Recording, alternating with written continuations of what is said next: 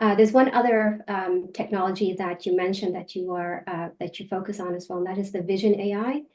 And I wanted you to give me perhaps talk a little bit about how the vision system or vision AI is integrated into what you do. If you haven't noticed, a lot of the research that I do is very general purpose. It's not even specific to a type of robot. It's not specific to a patient population. It's very general purpose. And that's because my lab, we are computer scientists, mathematicians, and engineers. We're not clinicians. But we develop the technologies that will eventually allow those who work more in the clinical space to be able to do the types of experiments that I'm referring to. But that's not us. We're developing the supportive technologies that will breathe life into this whole new area of research. One of the large aspects of my research program is vision. We're really interested in how do you teach computers to see like humans. Vision is such an incredible thing. You probably don't even appreciate how complicated vision is and how precious vision is. And you often don't realize how important it is until you lose it. So like even my vision's not the best, and hence why I wear glasses. And as I get older, it's only getting worse. And it's amazing how much humans are reliant on vision. It's such an important sense. And it's interesting that, for example, up until a few years ago, people would be designing robotic prosthetic legs and exoskeletons with no vision. So these robots are essentially walking blind. And that was really the genesis of my program.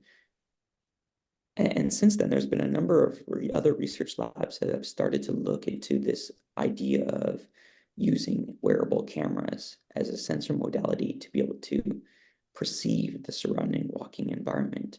We can then develop various machine learning models, recurrent neural networks, convolutional neural networks, the various LSTM models. You could use basic models like support vector machines or linear discriminant analyses or all other types of pattern recognition systems to be able to make sense of that visual input, which is really complicated. Computer vision is a really challenging field. And I think it's like still one of the things that for autonomous driving, they're still trying to master. We're to be able to teach machines or computers to be able to sense, are you looking at a cat? Are you looking at a dog? We're kind of past that now. We're working now in the area of, does your vision system still work in the fog? Do they still work at night? What happens when the camera's obstructed? Does the system still work? These are cases where they don't probably teach you in school. This is the real world, though. And so a lot of the work that I do in developing these general purpose smart glasses focuses on the curation of these large-scale data sets. So up until just a few years ago, before I started my PhD, this field of egocentric vision, which egocentric means first-person vision, wasn't really a thing. We started generating some very large data sets where we had people like myself walking around the streets of downtown Toronto and all various cities across southern Ontario, collecting data from a first-person perspective and collecting real-world data across many conditions. So these are like, we would be collecting data in this fall, in the spring, in the summer, at nighttime, in the morning, when it's foggy, when it's raining. And we want to be able to teach our neural networks to be able to identify the environment in all of these scenarios very accurately. And for your listeners who are familiar with deep learning, this is kind of really what we specialize in. We train deep neural networks to be able to do like image classification and object detection, depth sensing, localization, using these types of images. One of the challenges when you're developing smart glasses, or at least in our case, we want to be able to have onboard compute. So that means we're doing real-time embedded computing. We're not connecting to like cloud server or something like this because that could introduce delays. Also, if you don't have a stable connection, that could present some problems with regards to control and safety. So Not only do we have cameras embedded within our glasses, we also have the compute system embedded within our glasses. Now, if you're familiar with GPUs or some of these more high-powered systems, they're usually not the smallest. So we actually have to be able to design neural networks that are not only very accurate, that are very efficient, and that can run on low-powered devices like CPU. That is very challenging. This is something we're continuing to struggle with. It's a great challenge, which is awesome. That's what we love as engineers and computer scientists. How do you design high performance but highly efficient deep learning models that can be deployed, run in real time, and very accurately detect the environment and be able to understand the visual scene? The applications of that are broad. The story of my life. This is what all of the technology that we do is very general purpose. The predictions from our smart glasses can be used to interface with a robotic prosthetic leg, an exoskeleton, a powered wheelchair, a smart walker, or it could be used not to interface with a mechatronic system, but it could be used to interface with the user themselves. And a great example of this is our system developing. It's a sensory feedback system for patients with vision loss. We develop various types of machine learning models for this particular application, one of which is taking advantage of the recent advances in large language models, where we can convert visual data into text, and then we can convert that text back to speech. And so we do this. We very much use these large vision language models, and then be able to communicate that back to a patient with visual impairment using audio feedback.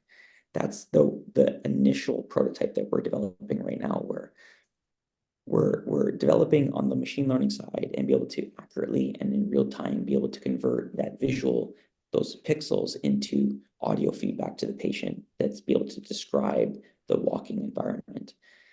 One of the things that we're experiencing right now is, how do you interface with the person in the sense of like information? How much information are you providing them? Like, what do these descriptions look like? How frequently are you giving these descriptions that is effective and is able to be used by a patient in terms of path planning and control? We're still learning how to provide meaningful information to the brain, even in a non-invasive sense, like audio feedback, that the patient can actually act on that information in a meaningful way.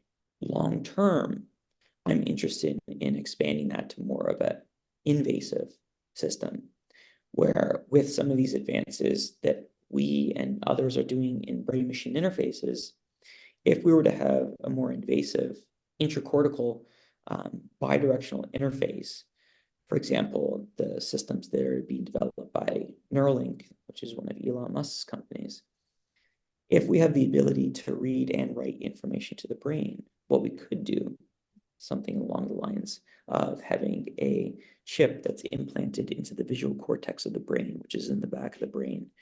And this part of the brain is responsible for vision. So the idea is that we could wirelessly interface our smart glasses with a brain implant, and we're able to then translate the pixels that are sensed with our camera and then decode that visual information and then stimulate areas of the brain in the visual cortex to be able to elicit. This is a concept known as a phosphene. A phosphene is the artificial sensation of seeing without light actually entering the eye.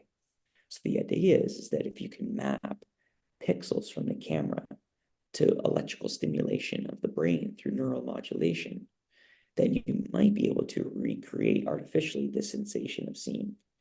So that's kind of like one of my long-term goals, and this has nothing to do with robotics, but this is a way in which we're able to use technology like smart glasses to be able to restore vision for patients with blindness and visual impairments.